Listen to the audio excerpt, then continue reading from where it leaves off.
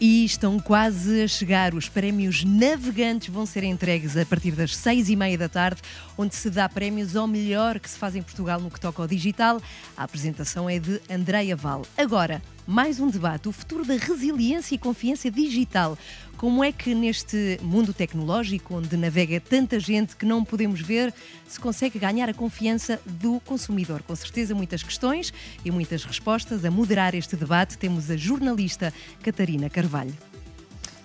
Olá, Ana. Olá a todos lá em casa. Olá a todos aqui presentes também. De facto, neste debate vamos falar de confiança digital e temos-la em vários aspectos do espectro dessa confiança.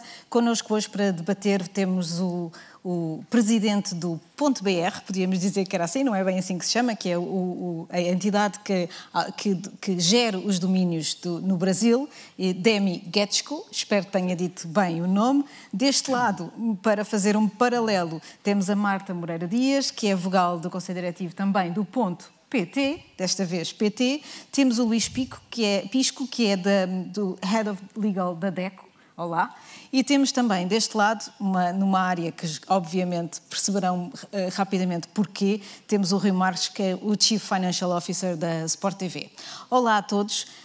Vamos debater um pouco confiança digital, vamos debater também algumas das questões que se colocam ao digital na segurança das empresas, na confiança que as pessoas têm nelas e em tudo aquilo que, no fundo, torna este ambiente virtual também, de certa forma, inseguro para as pessoas. Vamos começar precisamente por falar delas. Luís, do ponto de vista do consumidor individual e dos seus direitos, e eu sei que isto é um assunto que interessa muito à CEP e no caso da questão do comércio eletrónico, como é que se pode fazer com que a confiança aumente no mundo em que cada vez mais nós temos noções de fraude, noções de perdas de privacidade, as grandes plataformas a não colaborarem completamente com tudo o que são os direitos individuais? O que é para si a prioridade nesta matéria? Eu penso que essa seria, de facto, a pergunta do $1 milhão, porque, de facto, a internet que nós conhecemos hoje em dia não é a internet que nós conhecemos há 10 anos atrás e certamente não será a internet que vamos conhecer daqui a 10 anos. Há, de facto, uma evolução tecnológica muito grande, muito rápida, e um dos problemas que nós encontramos enquanto são consumidores, de facto, é a disparidade entre a literacia digital dos consumidores e a evolução tecnológica que existe em termos de aplicações, de tecnologias utilizadas. Disparidade como em? Uma fica muito para trás e a outra avança muito rapidamente. Ou seja, neste momento...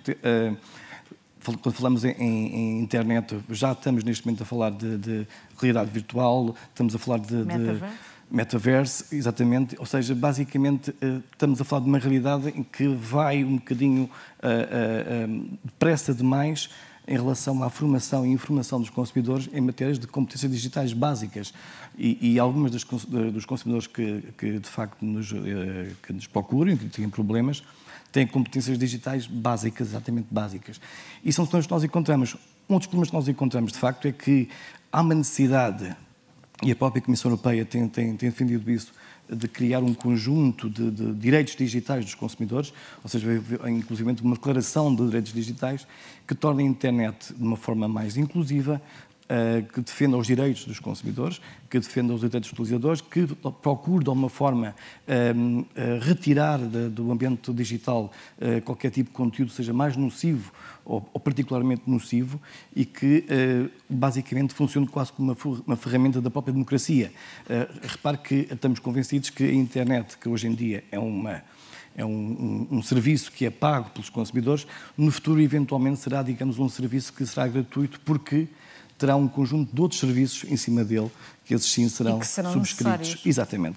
E, de facto, para nós existe, de facto, a necessidade de criar, por um lado, ética por parte de quem programa, de quem gera, digamos, os sistemas de informação e os sistemas que estão por detrás de todas as aplicações e algoritmos, e, ao mesmo tempo, criar, da parte dos consumidores, a necessidade de os habituar a um conjunto de informações que lhes permita usar isso como ferramenta de navegação de uma forma tranquila. Com honestidade, isso é uma batalha inglória?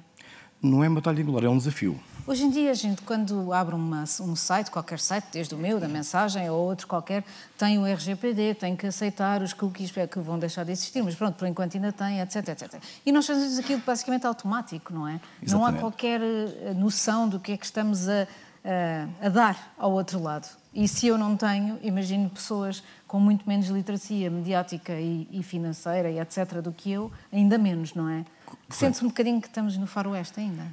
Um bocadinho, repare que, para além do que mencionou, nós encontramos inclusivamente sites que fazem práticas comerciais com recurso aos chamados dark patterns, que são padrões obscuros, que levam de alguma forma os consumidores a vincular-se a contratos que não querem, que retiram a possibilidade de escolher o que querem escolher. Ou seja, há um conjunto de práticas muito comuns na internet. Há também, da parte de algumas empresas, um conjunto de práticas comerciais muito agressivas e muito fraudulentas em termos de oferta que fazem. Um dos problemas que nós encontramos neste momento, por exemplo, e tem a ver um pouco com o confinamento que nós assistimos da pandemia, que foi o aumento exponencial das compras online, o aumento das compras de produtos contrafeitos, ou seja, produtos não genuínos, não de marca, exatamente porque online é muito mais difícil para um consumidor saber se está a comprar algo que é genuíno ou algo que é falso. Portanto, há todo um conjunto de necessidades por parte dos consumidores no sentido de criar leis, ou por as leis que nós temos, executá-las de uma forma muito mais eficiente e, ao mesmo tempo, criar de alguma forma instrumentos que permitam, sejam instrumentos de autorregulação, sejam instrumentos que possam, de alguma forma, permitir aos consumidores ter alguma confiança online. Repare que a Comissão Europeia, só para terminar... Eu ia perguntar isso. Eu ia perguntar isso precisamente. A última pergunta, muito rapidamente, para passarmos ao restante debate, que é um bocadinho diferente, por isso é que eu estou a demorar-me tanto consigo. Portugal está... Eu sei que isto é uma batalha europeia e há muitas decisões a serem tomadas nesse sentido e a própria Presidente é muito sensível a isso, não é? Portugal está mais ou à frente ou mais atrás nessa matéria? É possível que os consumidores portugueses procurem maior proteção por estarem aqui ou não? Eu diria que estaremos mais ou menos nivelados em termos europeus. Existe algum tipo de iniciativas em alguns países, como o caso de Portugal e o caso, por exemplo, do Confio, que é uma iniciativa que permite, que é uma iniciativa, passando a publicidade do .pt, da ACEP e da DECO, que permite, de alguma forma, dar mais confiança aos consumidores quando compram em determinados sites que são aderentes a um selo de confiança. Há outro tipo de iniciativas, mas, de facto, para nós, há que fazer um pouco mais, ou seja, há que ir ainda mais longe, exatamente no sentido de proteger os consumidores, especialmente aqueles mais vulneráveis. Precisamente, isso leva-nos à pergunta seguinte, que é um pouco deste lado do painel. Marta e Dami, ambos representam esta ideia de ter um domínio que é, de certa forma, não é de certa forma, é um sinal de qualidade. Este é um trabalho como? É mais legal? É mais de sensibilização de ambos, das empresas e das pessoas? Como é que ambos veem este vosso trabalho mais institucional? Sim. Muito bem. Antes de mais, muito obrigada pelo convite à ACEP e muito boa tarde a todos. Eu começava, se calhar, com aquilo, com a deixa que o Luís deu, com a relevância da educação e da capacitação, alargando aqui um bocadinho o espectro, passando dos consumidores aos utilizadores em geral da internet, e quando falo em utilizadores falo das empresas, falo das organizações, que são players essenciais em todo este processo e portanto, era este primeiro ponto que eu queria deixar. Da parte do .pt, e como certamente o professor Demi vai se referir relativamente ao .br, nós estamos no início da cadeia, é onde tudo começa, é o registro do nome do domínio. Depois, os conteúdos que são associados aos sites respectivos que sejam desenvolvidos, quem vai alojar esses conteúdos, quem os vai produzir, continuam a ser elos da cadeia e um conjunto de players que todos juntos podem contribuir para este fim último, que é aumentar a confiança e a resiliência na era digital. E, portanto, isto para dizer que há um conjunto de ferramentas, o Luís já falou numa delas, que é o selo Confio, um selo de acreditação de sites em Portugal. Já temos mais perto dos 100 sites acreditados com o selo Confio, mas nós, no .pt, temos uma ferramenta fundamental, que é a nossa base de dados pública, o WIS, onde estão registados todos os contactos associados aos domínios que são registados em .pt. Ou seja, não é o faroeste. Não é, eu diria que, não, pelo menos do nosso ponto de vista, não é um faroeste. É um conjunto de informação que é fundamental, por exemplo, em efeitos de investigação e que, atendendo obviamente às restrições decorrentes do RGPD, das leis de privacidade e proteção de dados, é uma base de dados a que se pode aceder para perceber desde logo quem está por detrás, quem é o titular de cada site. E depois há o conjunto de regras legais que obviamente impõem que essas pessoas e os contactos dessas pessoas estejam visíveis e sejam acessíveis, porque só assim é que se chegará à origem se pensarmos da questão dos conteúdos ilegais. E, portanto, para lhe dizer que há várias ferramentas, no .pt nós temos apostado muito na questão da segurança e da credibilidade e sobretudo, porque nós temos uma obrigação que decorre quer do facto da nossa delegação internacional da IANA, quer do facto de nós termos os nossos estatutos muito claros de uma obrigação de termos uma zona, a zona PT, portanto, a zona dos domínios registados em .pt, uma zona segura, fiável, credível. Portanto, nós temos trabalhado muito nisso. Acresce que nós, em Portugal, como os CCTLDs europeus, somos operadores de serviços essenciais à luz do regime jurídico do ciberespaço e, portanto, temos um conjunto de regras a que temos que cumprir ao nível da segurança das redes e sistemas de informação.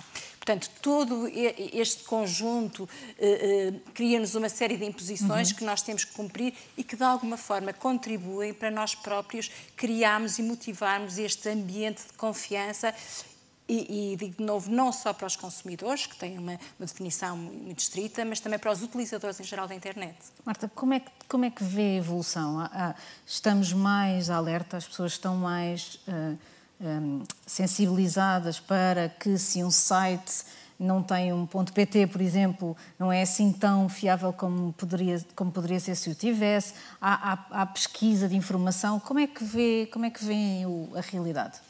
A realidade tem dados objetivos que se podem analisar. Um dos dados objetivos vai sair do estudo da economia digital, que vai ser divulgado esta semana, e um dos dados é que os portugueses preferem o .pt justamente por ser um domínio de mais confiança e que lhes traz mais credibilidade. Portanto, isso é um dado relevante. Eu já agora deixava aqui uma nota que o .com continua a ter uma fatia do nosso mercado muito relevante, mas o .pt está a crescer. Aliás, é o CCTLD que mais tem crescido nos últimos meses. Estamos sempre no ranking dos CCTLDs que mais cresce a nível europeu e também justamente por isso, porque tem sido uma aposta muito grande que nós temos feito na área da segurança e da confiança. Temos um centro de operações de segurança no .pt, temos um conjunto de protocolos e diálogos constantes com um conjunto de entidades que são determinantes em Portugal na defesa da segurança, da privacidade, da proteção de dados e, portanto, este clima dialogante tem-nos permitido também se fazer do .pt um domínio de credibilidade, um domínio de confiança. E é verdade, eu como utilizadora, ou seja, como alguém que criou um site nas últimas semanas, nós lutámos e mudámos o nome do site para poder ter o .pt, porque se percebia perfeitamente então que na comunicação social é precisamente isso que é a percepção das pessoas, não é? Como é que é no vosso caso? O Brasil está exatamente na mesma situação, sendo que é mais um faroeste do que era Portugal, Como é que vê? Bom, seguindo no que falou a Marta, nós somos até mais fechados, porque nós somos fechados só para brasileiros, tem que ser pessoas físicas ou jurídicas do Brasil, e isso, da mesma forma que o .pt, de alguma forma espanta os mal-intencionados. Se eles vão procurar um domínio, provavelmente eles não procurarão um domínio PT ou um domínio BR, procurarão algum outro domínio nesse nível. E, só para seguir no que ela falou do começo da cadeia, precisamos evitar que alguns conceitos se misturem de uma forma, na minha opinião, inadequada. Eu estava comentando outro dia isso, quer dizer, comércio eletrônico. Comércio eletrônico é comércio. O fato de ser eletrônico é um detalhe, né? A internet existe porque há eletricidade, a eletricidade gerou computação, computação gerou informática, gerou internet. As construções sobre a eletricidade não são culpa da eletricidade. Então, não é quem cuida da distribuição da energia elétrica que vai tomar cuidado se uma máquina elétrica fez mal a alguém ou se é uma máquina elétrica que não segue os padrões que devia seguir. Então, é importante estratificar essa coisa, porque quem cuida da estrutura básica, dos primeiros níveis de protocolo, ele, evidentemente, não tem a menor ideia do que acontece nos níveis de cima. Nós somos uma grande lista telefônica, se é que ainda alguém lembra o que é uma lista telefônica, onde nós associamos um telefone a um indivíduo. Se o indivíduo presta ou não presta, se o indivíduo é contrabandista ou não, se ele gera um conteúdo falso ou não, Isso não tem a ver com a lista telefônica e provavelmente não é função da lista telefônica removê-lo da lista, até porque ele será encontrado pelos órgãos de pesquisa pela lista. Então, a nossa lista é fundamental para que alguém consiga chegar ao ponto que ele quer. Faço-lhe uma pergunta, eu estou de fora, como é óbvio, estou aqui em Portugal, na Europa. Diz isso porque acontece que sofram esse tipo de acusações, ou seja, existe algum tipo de acusação ao ponto .pr de não controlar de alguma forma, assim como as grandes plataformas de não controlarem o conteúdo, também no vosso caso existe essa... tentação? Veja, todas as boas intenções, aquelas que nos levam ao inferno, eventualmente, tem a intenção de encontrar uma saída a mais rápida possível. Então, se tem um sítio que tem um conteúdo inadequado, na opinião de alguém, na opinião da justiça, né? Como deixar esse sítio no ar? Quer dizer, nós ignoramos solenemente, nós somos agnósticos em relação ao conteúdo. Como a lista telefônica é agnóstica em relação ao que as pessoas conversam na telefonia. Se você quer monitorar a conversa, você pede judicialmente um grampo e monitora, mas isso não tem nada a ver, digamos, com a nossa função. Então, é importante esse ecossistema ser visto como um todo. Tem os que fazem a lista de ruas da cidade, tem os que controlam o trânsito das ruas e tem os que controlam o conteúdo dos automóveis. São níveis diferentes de controle. As ruas não são culpadas pelo trânsito de contrabando.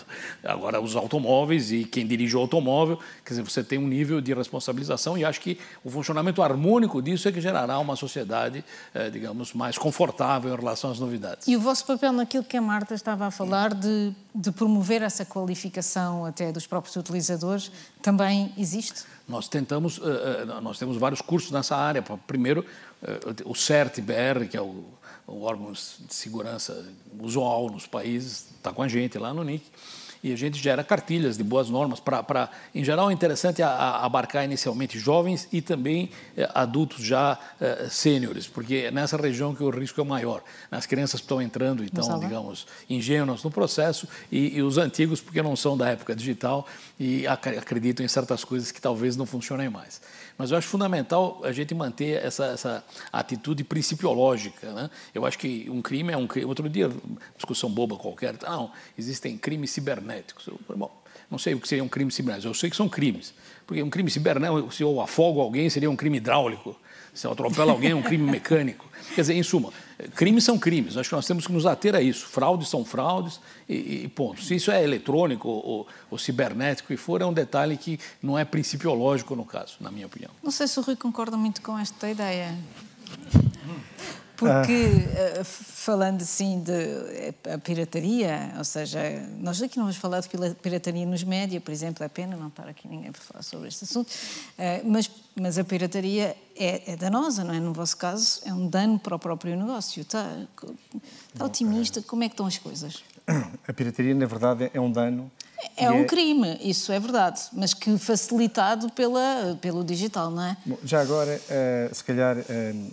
antes disso, queria dizer, bom, para nós, na indústria audiovisual, que é a indústria mais afetada pela pirataria hoje em dia, do ponto de vista do acesso ilícito aos conteúdos... Eu se calhar diria que os média também não andam atrás. Os média não andam atrás, mas na indústria audiovisual, pelo menos os indicadores que temos, é da indústria mais afetada, pelo menos nos estudos que têm vindo a ser publicados, tanto europeus como até da própria entidade reguladora, que tem feito uma outra publicação nesse sentido.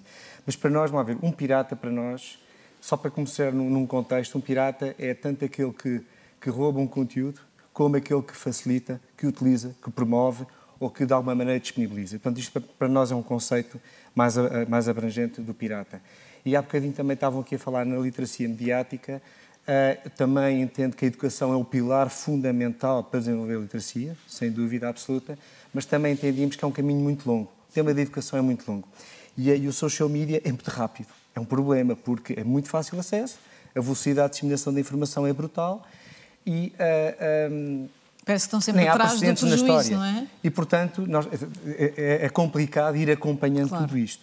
E, portanto, a educação, sim, na verdade, para aumentar a literacia, mas também entendemos que a regulação, no curto prazo, é essencial para, em paralelo com a educação, ser endereçada, e está a ser endereçada até com alguns bons exemplos em Portugal.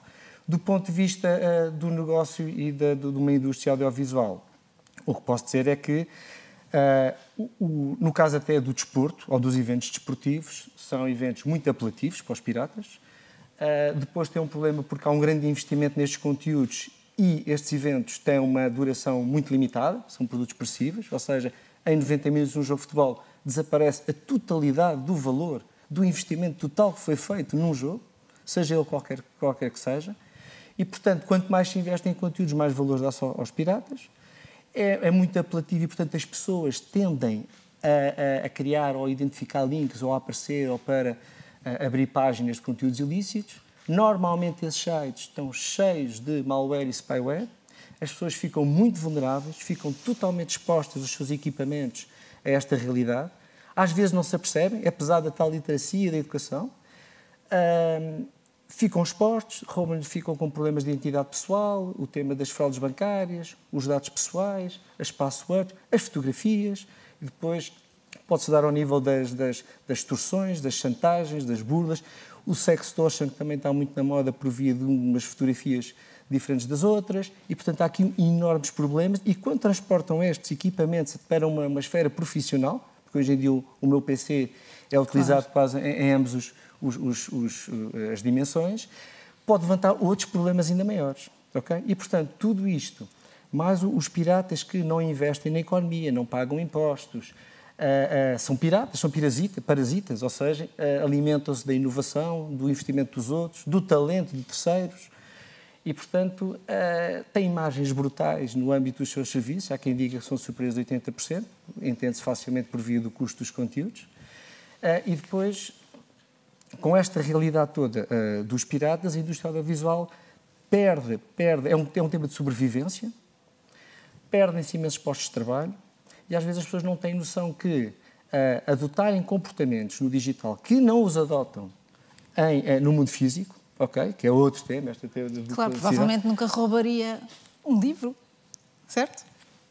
É um problema porque as pessoas não têm este comportamento. Não há uma consciência coletiva e, portanto, isto tem que ser ultrapassado. Porque, na verdade, até parece que, além disso, todos nós conhecemos um pirata. Isso é inevitável. Todos nós conhecemos um pirata. E acho que devíamos ter uma missão, quase como um cidadão informado, e dizer que, na verdade, isso é uma atividade que prejudica muita gente, prejudica indústrias, prejudica a economia. Há estudos. O próprio governo anuncia várias vezes, já diz isto há algum tempo, que o impacto da pirataria em Portugal, na economia, negativo, o impacto negativo é superior a 200 milhões de euros. Isto é uma coisa enorme. Incrível. São 31% são impostos, 70% na indústria audiovisual, numa perspectiva global. E, portanto, isto, na verdade, são impactos muito relevantes deste tema da pirataria, e que todos nós pagamos impostos e, portanto, nós devemos ter aqui todos uma alteração de comportamentos. Disse, não quis interromper porque percebi que ia chegar a algum lado, mas disse há pouco que há bons exemplos e que há coisas que se estão a fazer que podem ajudar neste caminho longo. Quais são elas? Vamos ver, há vários exemplos de bons, todos eles. Vamos ver, esta luta não é inglória, é uma luta permanente, e é a luta que temos que fazer. Está ao nível do cliente. Tanto protegemos um cliente e sem atuar na dimensão da antipirataria não conseguimos proteger um cliente. Exemplos bons é que trabalhamos, muitas vezes esta indústria trabalha com a Polícia Judiciária, trabalha com o Ministério Público, trabalha com as entidades judiciais, como o Tribunal da Propriedade Intelectual, que tem feito um trabalho extraordinário na proteção desta indústria. Tem feito também um grande trabalho em Inspeção-Geral das Atividades Culturais, no âmbito do bloqueio de acesso aos conteúdos ilícitos. Há aqui também, recentemente foi publicada uma lei, do ponto de vista legislativo, a Lei 82 de 2021, que é exatamente para fiscalizar, controlar e remover componentes piratas e bloquear acessos ilícitos a sites que tenham e a conteúdos que estão a ser acedidos de forma ilícita.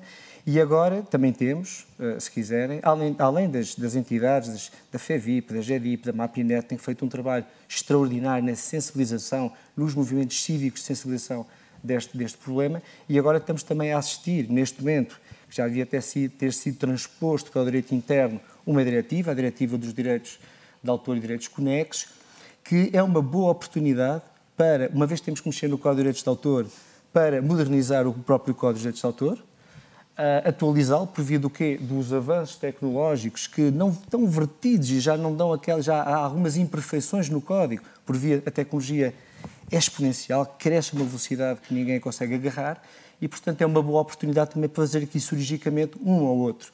Adaptação, por exemplo, há aqui um tema que é o tema do Cease and Desist, que no fundo já existe noutras geografias como a França, a Alemanha, no Reino Unido, em que é um conjunto de recomendações, se quiserem, aos utilizadores finais, que quando são detectados que estão a ir a consultar sites ilícitos, e o tema dos riscos associados, é um conjunto gradual de avisos que podem ser enviados aos utilizadores, dizer, pá, cuidado com os riscos, com o problema que está aqui envolvido, e que no fundo até pode chegar a coimas nesse sentido. Portanto, há aqui um conjunto de elementos. Falou de entidades legais, sobretudo. Qual é a vossa relação com as plataformas? Elas desempenham o mesmo papel que desempenham, por exemplo, no caso dos mídias, do tal agnóstico dizer nós não temos nada a ver com isto, ou são mais participativas?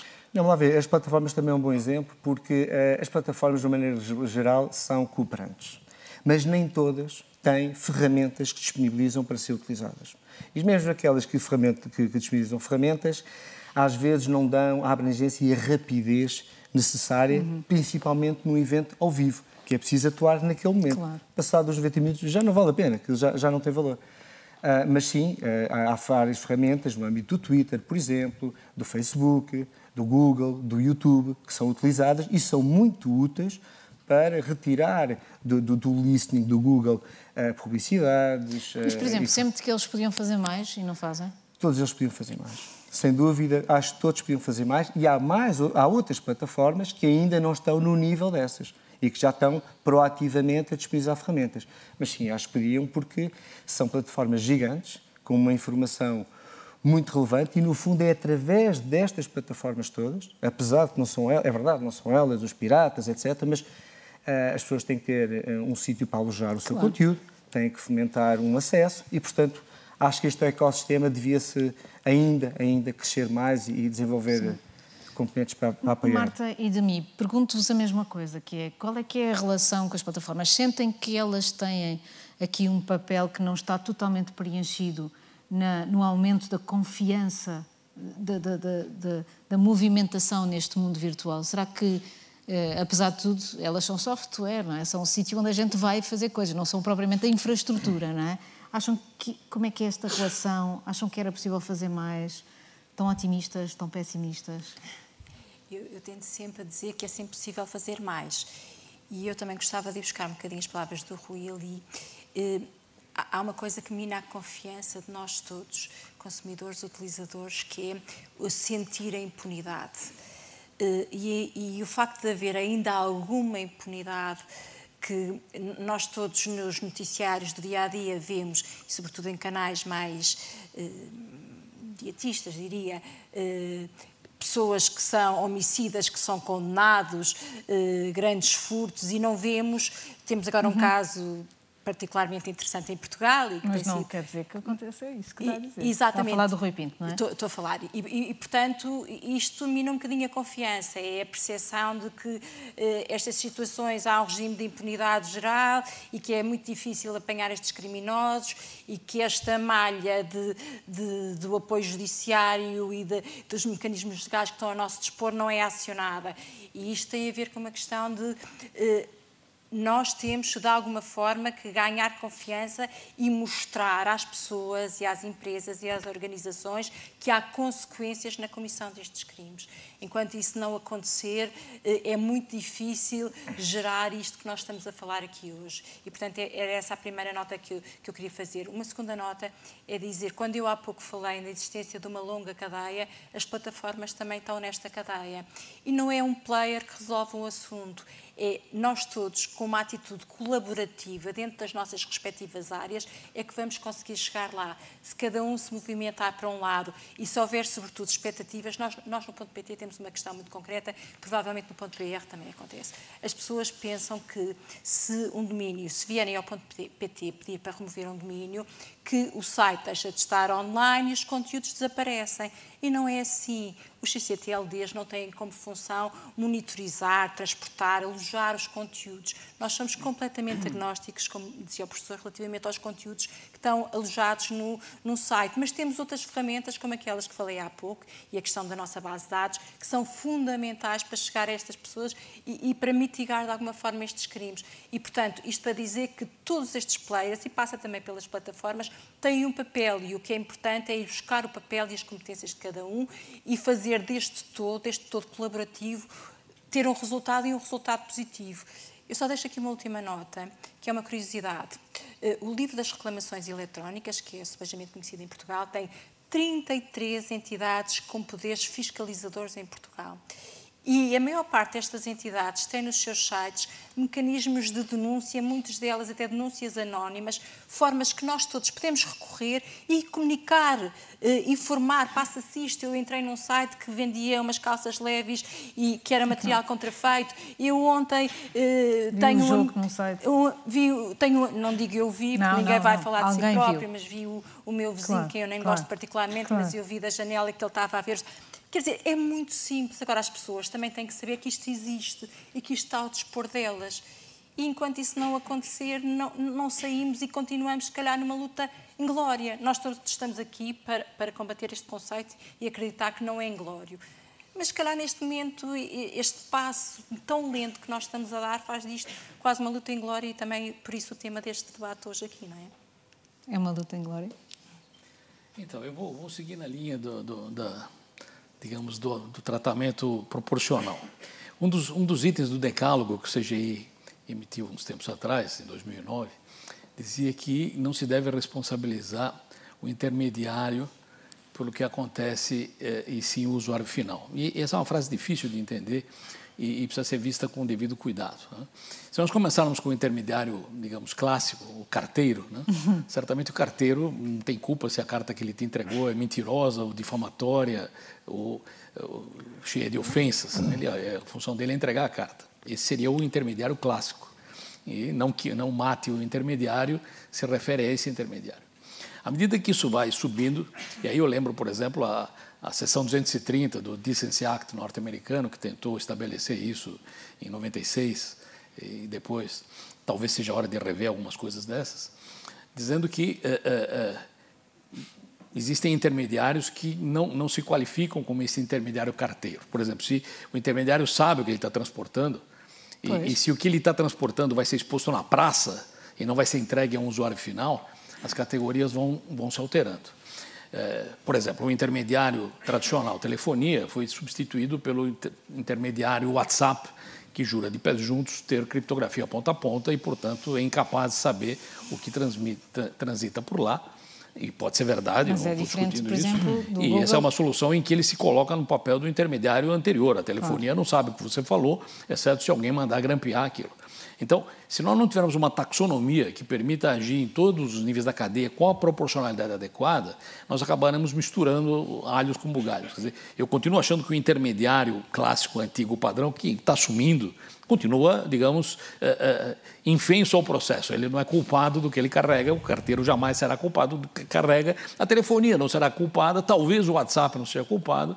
E daí você vai entrando em áreas mais cinzentas, onde o conteúdo é conhecido, onde o conteúdo não é usuário a usuário, mas é usuário a mundo. Então, eu estou colocando o conteúdo na praça pública, e aí eu vou indo na direção de conteúdos editoriais. Os jornais são responsáveis pelo que fazem, porque tem um editor. Quer dizer, havia jornais dos velhos tempos, mas são responsáveis. É assim? Sim, estou sendo irônico.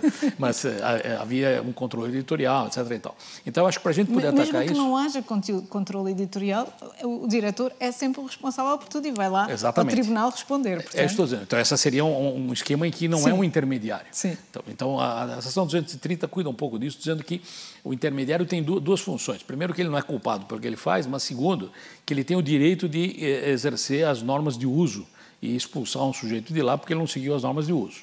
Isso também parece razoável na vida normal.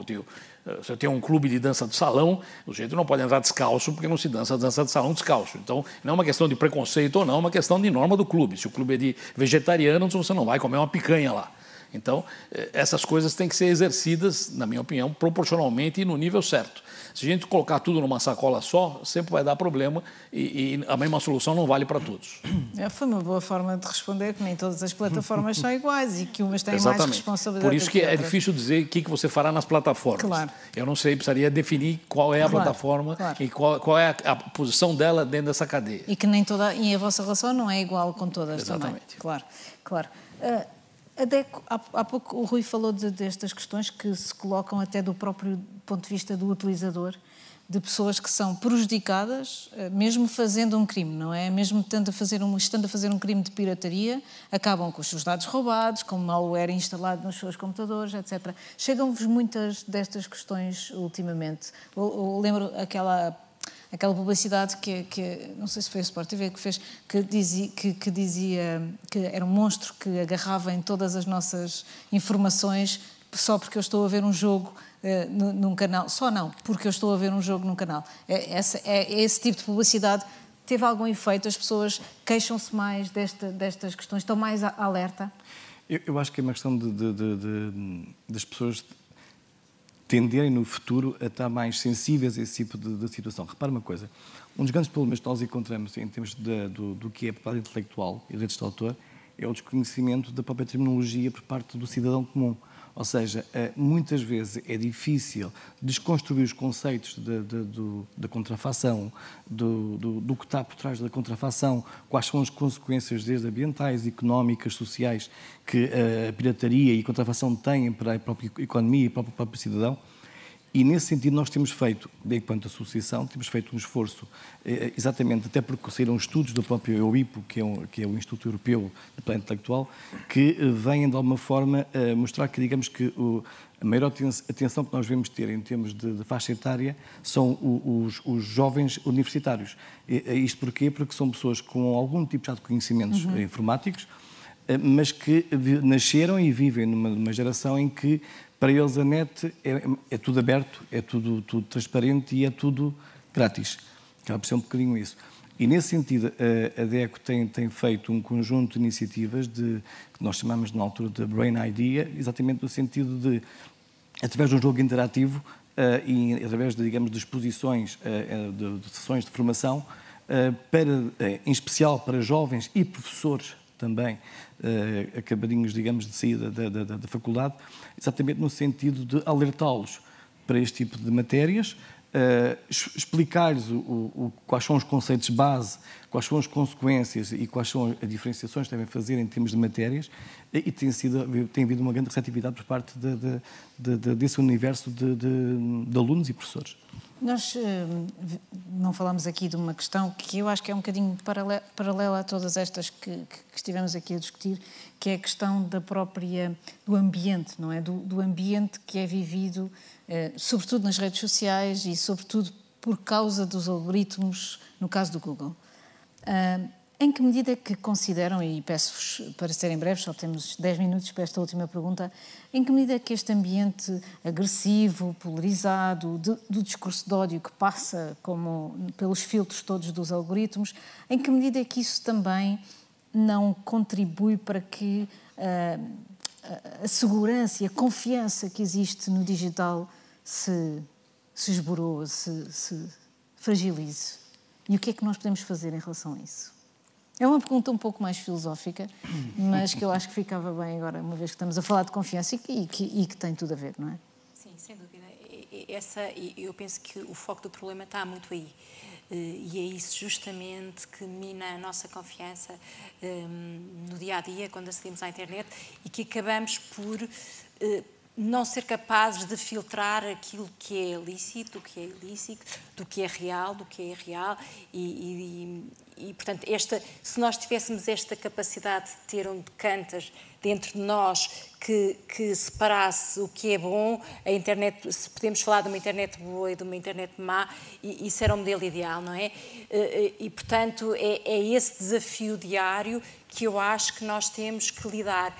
E eu tocava aqui numa questão que é a questão da regulação. Nós já falámos da regulação hoje no princípio deste debate e eu voltaria. A regulação tem elementos negativos no sentido que nós vemos a internet como este mundo global, aberto, da liberdade de expressão, da neutralidade, mas temos que perceber que a regulação também nos traz a nós confiança, cria mecanismos de responsabilidade a quem nos presta serviço, a quem diariamente nos disponibiliza informação na internet, e isso dá-nos a todos mais confiança. Agora, se falarmos de limites de uma outra regulação, obviamente que não podemos concordar, porque estamos a falar deste mundo global da internet e, portanto, isso fica completamente desajustado. Mas é este quadro legislativo europeu, sobretudo, e que nós estamos a importar para Portugal e que tem que ser assim, diretamente via regulamentos ou com as transposições das diretivas, tem esta bondade de nos aproximar aos países europeus no contexto de termos legislações mais próximas e com princípios e condições idênticas, o que é bom também para o mercado europeu, o que cria relações de proximidade no mercado, o que potencia a concorrência, a inovação, e temos que ver este aspecto da bondade do quadro regulatório e também e da bondade ao nível, sobretudo, da confiança e da confiança que nos traz a nós. Sendo que a mim, do meu ponto de vista, o foco não será a regulação. O foco é fazer com que a regulação seja aplicada e, por outro lado, mostrar aos cidadãos os direitos que têm e para que eles possam exercer também a sua cidadania. Só assim é que o quadro ficaria completo. Também passo para si, para falarmos do mesmo tema, mas sobre a situação no Brasil neste momento, e estão a viver uma campanha eleitoral absolutamente, sei lá, nem sei que adjetivo usar, mas assustadora do ponto de vista do digital, não é? Então, eu acho que, seguindo na linha da Marta, e concordo 100% que o momento é extremamente preocupante, houve uma mudança da forma com que nós nos relacionamos com a rede que foi muito importante. Quer dizer, nos velhos tempos, eu me lembro, você seguia alguém no Twitter porque queria seguir alguém no Twitter, e quem queria seguir você, seguia você porque queria seguir você. Hoje você recebe mensagens de pessoas que você não segue porque o Twitter acha que você se interessaria por aquilo. Então, antigamente, para você encontrar uma notícia, você procurava a notícia num sítio que você considerava sério e estava lá a notícia. Hoje você não precisa procurar a notícia porque é ela que te procura e cai na sua cabeça de alguma forma. Então, aí teria um belo espaço para manobrar, dizer qual é o direito que alguém tem de me mandar coisas, né, sem que eu tenha... Quer dizer, veja, é uma expansão do que era o velho spam. Eu recebo coisas que não são spam, porque não é correio eletrônico, mas que são sugestões. Veja esse filme também, veja esse vídeo, veja não sei o quê. Veja esse rapaz do Twitter, parece muito alinhado com as suas ideias ou coisa que o valha. Quer dizer, esse tipo de coisa parece, digamos, benéfico e, de fato, usa o fato que nós procuramos conforto. Para nós é muito mais confortável ficar sentado recebendo coisas do que procurá-las, mas gera essa deformação. Então, acho que aí teria um ponto de manobra importante. Dizer, não, que direito tem alguém de me mandar coisas que eu não pedi? Que direito tem alguém de me sugerir vídeos que eu não estava querendo? E aí existem, de fato, iscas que te atraem para coisas piores depois. Claro. Rui, este ambiente não é fácil. Não, o ambiente não é fácil e eu concordo com tudo o que tem aqui sido dito. Foco outra vez no tema, na verdade, da educação, apesar de ser um caminho longo. Esses vídeos que falava há pouco, foi pelo Centro Nacional da Cibersegurança, a Autoridade Nacional da Cibersegurança. Foi feito agora outro recentemente, mais focado para jovens mais novos, mais com banda desenhada, também está a passar aqui no evento da ACEPI, feito pela GEDIP, FEVIP e outras entidades. E, no fundo, este tema da educação, no fundo, o que é? É para dar ferramentas e pensamentos críticos aos cidadãos. E é sobre isso que não é um tema da RGPD. É que as pessoas têm que adotar o tipo de comportamentos. Porque o tema do RGPD é muito chato.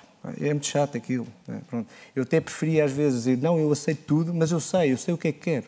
Okay? Portanto, entendo que a educação, entendo na regulação para o curto prazo e na aplicação da regulação. E, portanto, acho que é isso que vai aqui ajudar-nos a alterar comportamentos do digital, iguaizinhos ou parecidos com aqueles que os nossos pais nos ensinaram. No fundo, isso é uma regra boa, não é? Que é ser na internet ou ser no virtual do que ser no real. No fundo, a regra quase do bom senso. O bom senso seria quase uma regra natural, um remédio natural para isto tudo. Mas também já percebemos que o bom senso, às vezes, não é o senso mais comum, exatamente. Não é? Portanto... Estamos mais alerta? Eu concordo com tudo que foi dito aqui. Repare que nós estamos numa realidade em que a desinformação é tão constante que temos um programa de televisão para dizer aos portugueses o que é falso e o que não é falso, o que é ridículo, acaba por ser um bocadinho isso. Portanto, a questão acaba por ser um bocadinho isso, ou seja, a internet e os conteúdos que são divulgados e circulam na internet, por via de tecnologias também, e o deepfake é um exemplo clássico disso, permitem fazer com que a desinformação muitas vezes corra mais rápido que a própria informação credível. E penso que é isso que terá que ser combatido. Falou-se em regulação. Eu penso que a regulação acaba por ser, digamos, um pau de dois bicos, ou seja, a regulação pode e deve ser feita até um limite, porque após esse limite chama-se censura. Por exemplo, o caso da Rússia e da China tem regulação de internet. Sabe-se lá porquê, não é? Claro. Bem, obrigada a todos. Foi muito, muito interessante esta conversa e espero que tenha contribuído também para aumentar um pouco a confiança digital. Obrigada.